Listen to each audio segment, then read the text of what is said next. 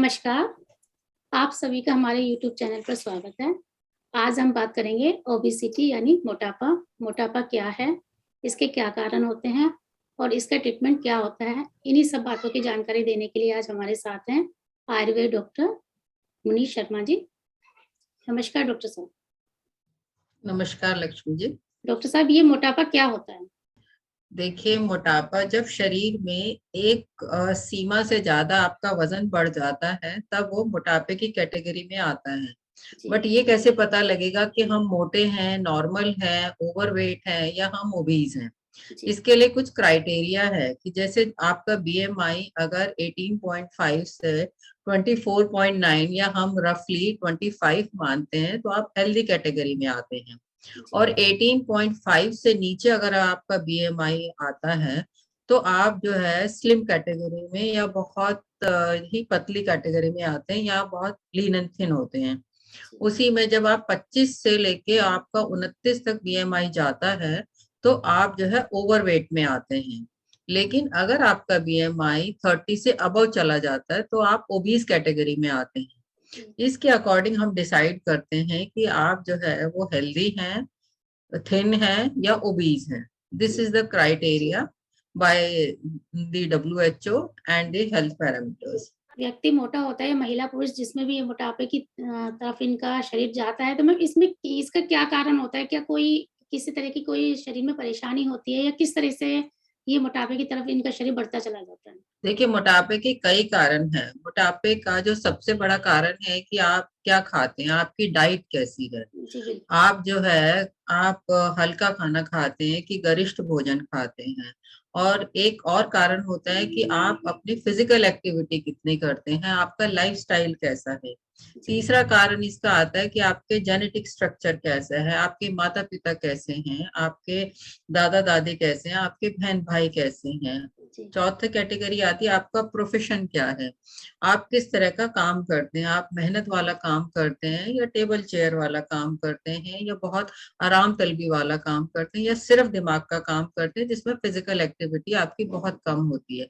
इसके अकॉर्डिंग अगर आप अपनी डाइट लेते हैं तो ऑब्वियसली जो है आपका मोटापा नहीं बढ़ता है। लेकिन जैसे हमारा ही है, जैसे सपोज हम टेबल चेयर का काम करते हैं और हम एक लेवल से ज्यादा खाना खाते हैं जो हम डाइजेस्ट नहीं कर पाते हैं तो वो जो है जाके फिर मोटापे में कन्वर्ट होता है।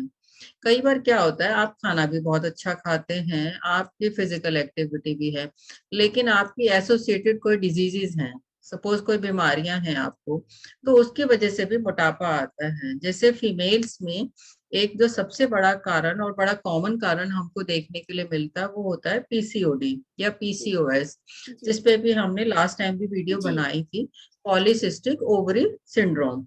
उसमें भी मोटापा ज्यादा होता है। तो लेकिन यह है कि वो एक ही कारण है। इसी हिसाब से कई लोगों में जैसे थायराइड है, हाइपोथायराइडिज्म है, उसकी वजह से भी कुछ वेट गेन होता है।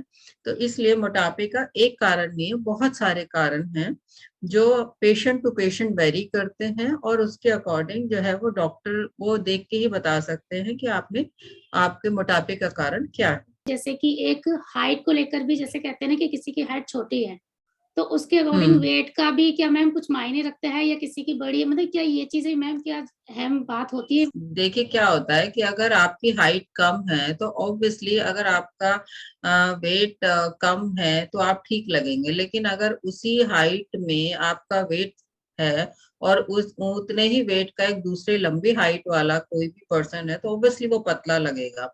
इसीलिए जो आपकी हाइट है उसके अकॉर्डिंग वेट का क्राइटेरिया होता है।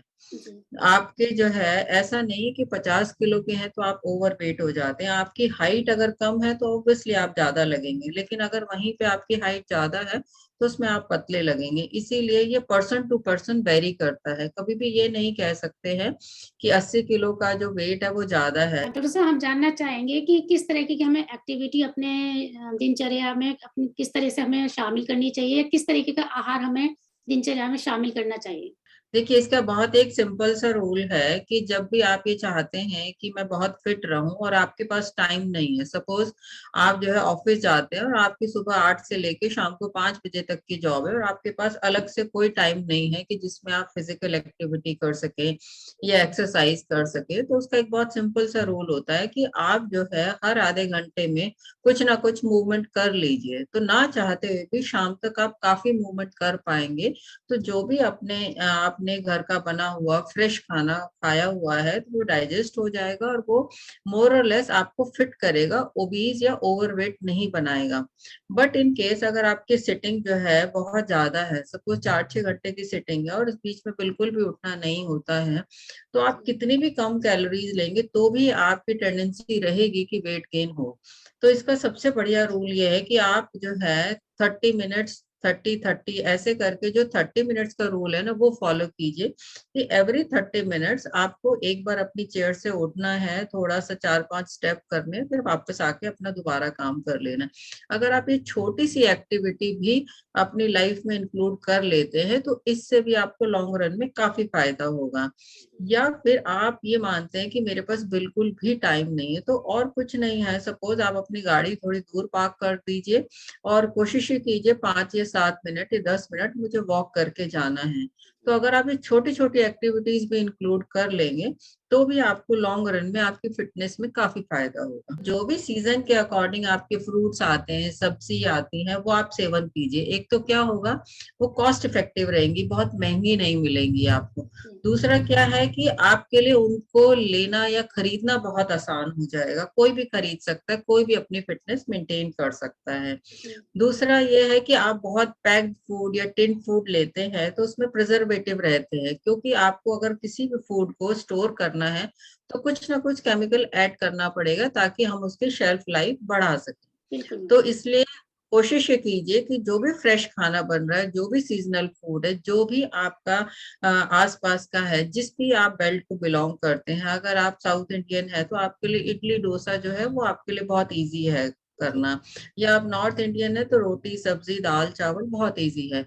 तो जो भी आपका जो है ट्रेडिशनल फूड है उसको आप लीजिए, सीजनल फूड आप लीजिए, तो आपके लिए बहुत आसान है कि आप वेट को भी मेंटेन कर पाएंगे और अपने आप को हेल्दी भी रख पाएंगे। क्योंकि टारगेट सिर्फ ये नहीं होता कि आप वेट कम करेंगे, टारगेट ये है कि आप फिट रहेंगे। सपोज जो है वेट जो है 1 या 2 किलो ज्यादा हो भी जाता है लेकिन आप फिट हैं, आप मेंटली फिट है, आप फिजिकली सारे एक्सरसाइज कर पा रहे हैं, आप अपने सारे काम कर पा रहे हैं, तो that is much more better than having a slim and trim body and doing nothing. तो इसलिए जो है सिर्फ ये नहीं है कि हमको एक स्ट्रिक्टली है कि मुझे 55 kg करना, नहीं।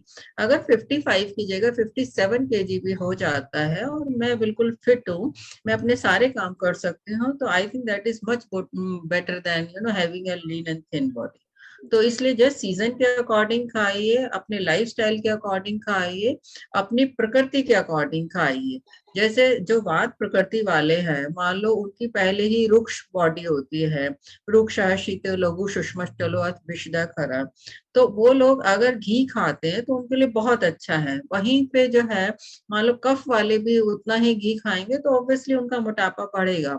तो आप जब भी खाएं आप अपनी प्रकृति को देखते हुए खाएं, आप अपने टेम्परामेंट को देखते हुए खाएं, अपने प्रोफेशन के अकॉर्डिंग खाएं, अपनी फिजिकल एक्टिविटी के अकॉर्डिंग खाएं, या अपनी एज के अकॉर्डिंग। तो हमें इन सब चीजों का ख्याल रखते हुए अपने खाना पीना और अपना लाइफस्टाइल को चेक करना चाहिए। लेकिन मैम आजकल छोटे बच्चों में भी ना ओवरवेट बच्चों को देखा जा रहा है, उनका क्या रीजन रहता है?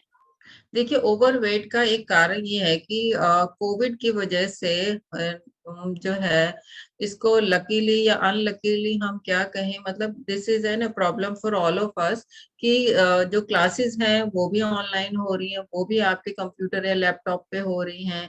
जैसे जो हमारा, क्योंकि हम घर से बाहर नहीं जा सकते तो फिजिकल एक्टिविटी कुछ नहीं हो रही है, बेचारे बच्चे भी जो है वही कंप्यूटर पे ही एक्टिविटीज करते रहते हैं। तो मोर और लेस अगर आप देखेंगे तो पूरे दिन में भी उनके 2-3 घंटे ऐसे नहीं होते जिसमें वो जो है मतलब अपने दिल दिल भर के वो उन्होंने खेला हो या एक्टिविटी की हो, खाना है, फिर वो बेचारे कितना भी कम खाएंगे तो भी थोड़ा सा वेट गेन होगा। उसका यही एक तरीका है कि घर में जो है या तो आप उनको योगासन कराइए, कोई डांसिंग एक्टिविटी कराइए, या कोई एरोबिक्स एक्टिविटी कराइए, या आपस में ही कुछ गेम्स खेल लीजिए, या कुछ भी जो बच्चों को पसंद है वो उस तरह की कोई ना कोई एक्टिविटी आप घर में कराइए। तो उसमें यह है कि बच्चे जो है वो मेंटली भी फिट रहेंगे और फिजिकली भी फिट रहेंगे। और हम एक लेवल से ज्यादा बच्चों पे खाने पीने का रेस्ट्रिक्शन नहीं लगा सकते, जी। लेकिन हम ये कोशिश कर सकते हैं कि बच्चे जो है वो मैदे के प्रोडक्ट ज्यादा ना ले, बहुत ज्यादा स्वीटनर ना ले, या बहुत ज्यादा जो टिन्ड फूड है, जो पैक्ड फूड है वो ना ले। हम जो भी दें उनको फ्रेश बना हुआ दें। तो उससे यह है कि हम उनको प्रिजर्वेटिव के बिना, केमिकल के बिना उनको फूड दे रहे हैं, तो उनसे उनकी इम्यूनिटी भी बहुत अच्छी बनेगी, फिटनेस भी बहुत अच्छी बनेगी, और मोटापा भी नहीं आएगा।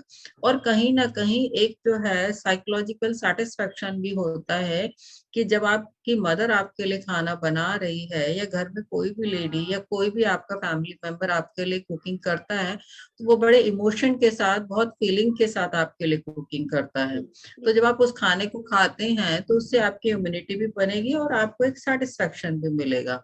तो उससे आई डोंट थिंक कि आप जो है फ्रेश खाना खाएंगे, या आप अपने घर का जो है जो सीजनल फूड खाएंगे, उससे वेट बढ़ने के या उससे मोटापा होने के चांसेस बहुत ही रेयर होते हैं, अनलेस अनटिल आप एक ही बारी में बहुत ज्यादा खा रहे हैं और जो है आपकी फिजिकल एक्टिविटी कुछ भी नहीं है। अदरवाइज आप फिट रहेंगे और हेल्दी रहेंगे।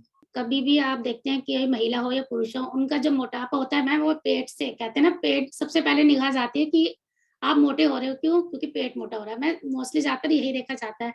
तो मैं जो आपके पास इस तरीके की लोग समस्या लेकर आते हैं, उस समय आप उनका निदान किस तरह से डायग्नोस कराने की सलाह देती है, किस तरह से आप उनका हल निकालती है? जब भी कोई मोटापे का पेशेंट हमारे पास आता है, हम सबसे पहले उसकी प्रकृति का एग्जामिनेशन करते हैं।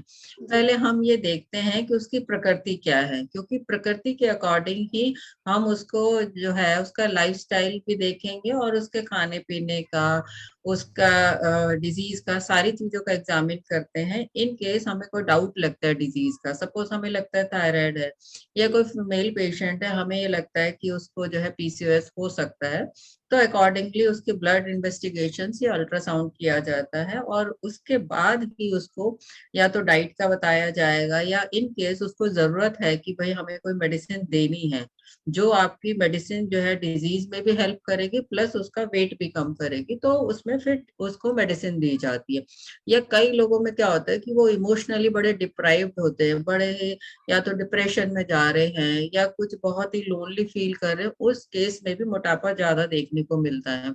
तो उस टाइम जो है उनको मेडिटेशन प्रैक्टिस कराई जाती है, उसकी काउंसलिंग की जाती है, सो दैट कि वो जो है माइंड से थोड़े रिलैक्स हो सके। उसके बाद जो है धीरे धीरे मेडिसिन के थ्रू, काउंसलिंग के थ्रू उनको किया जाता है, तो उनके वेट में भी फर्क आता है, बिहेवियर में भी फर्क आता है, और उसकी डिजीज में भी काफी फर्क आता है। तो इस तरीके से मल्टीपल लेवल पे काम किया जाता है। ऐसा नहीं है कि कोई भी पेशेंट आया है और उसके आते के साथ ही सारी डाइट रेस्ट्रिक्शन हो जाती। कई बार तो क्या होता है कि पेशेंट एक ही चीज को बहुत ज्यादा खा रहा होता है और बाकी जो है माइक्रो न्यूट्रिएंट्स की कमी हो जाती है, तो उसको ये कहा जाता है कि होलसम फूड खाओ, आप सब कुछ खाओ, आप अपने खाने की शुरुआत मीठे से कीजिए।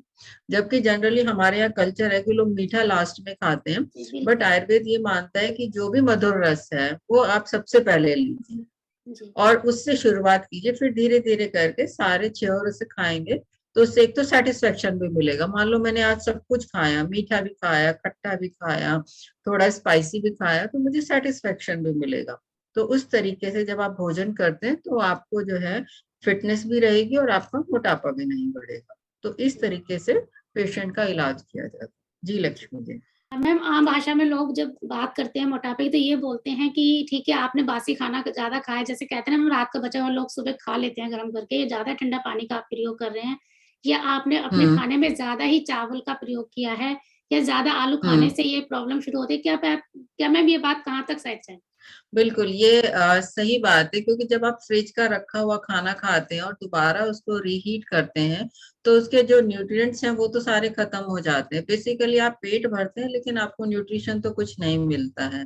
ऐसी सेम जैसे आलू चावल जनरल पब्लिक के लिए कुछ मना नहीं है, अगर आप फिजिकल एक्टिविटी करते हैं, आपका बीएमआर बहुत अच्छा है, आप खा सकते हैं। देखिए, आलू चावल का परहेज हमेशा आता है अगर पेशेंट डायबिटिक है या पेशेंट जो है बहुत ही सेडेंटरी लाइफस्टाइल में जा रहा है और कुछ भी नहीं करता, तो फिर उसमें ये होता है कि आलू और चावल बंद करते हैं। अदरवाइज जैसे जो यंग बच्चे उनका कभी नहीं बंद करते हैं, उनको ये किया जाता है जैसे सपोज आलू ही खाने तो आप उसके अंदर और ग्रीन वेजीज डाल दो, ताकि आलू का पोर्शन कम होगा, ग्रीन वेजीज चले जाएंगे। इन द सेम वे जो है वो सारी एक्टिविटीज प्लान की जाती है। ऐसा नहीं होता कि एक ब्लैंकेट बैन लगा रहे हैं और सभी के लिए आलू चावल बंद है, नहीं, चावल में भी बहुत सारी वैरायटी है। देखिए, चावल में एक वैरायटी ऐसी है जिसमें आपका ग्लाइसेमिक इंडेक्स बहुत हाई है, एक चावल की वैरायटी है जिसका ग्लाइसेमिक इंडेक्स बहुत लो है।